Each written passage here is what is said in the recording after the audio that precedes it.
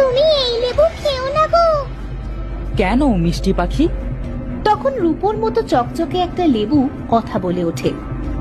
আমি বলছি কারণটা, তুমি এই লেবুতে হাত দিও না। আমি তাহলে চলে যাচ্ছি। কে কে কথা বলে? আমি গো, আমি লেবু কথা বলছি। হঠাৎ প্রিয়ন্তী একটা লেবু গাছের চারা দেখতে পায়। এই তো একটা লেবু গাছ, কিন্তু লেবু গাছটা এমন সোনালি কি জন্য? মনে হচ্ছে লেবু গাছটা সোনার। এসব বাদ দিয়ে গাছটাকে বাড়িতে নিয়ে যাই।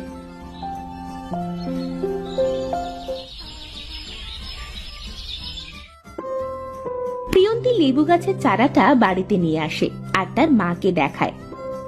মা দেখো দেখো, কত সুন্দর একটা লেবুর চারা পেয়েছি। লেবুর চারাটা এমন সোনালি কেন রে প্রিয়ন্তী? মা, এই চারাটা একটা কুয়োর কাছে ছিল, কুয়োর পানি পেয়ে হয়তো সোনালি হয়ে গিয়েছে। এমন সময় সেখানে প্রিয়ন্তীর বাবা আসে। কি রে, তোরা এখানে কি করছিস? আরে, এটা আবার কি গাছ গিন্নি? এটা লেবু গাছ, তোমার মেয়ে এনেছে। লেবু গাছের রংটা এমন সোনালি কেন? এটা নাকি কুয়োর পানি পেয়ে এমন হয়ে গিয়েছে। আমার তো মনে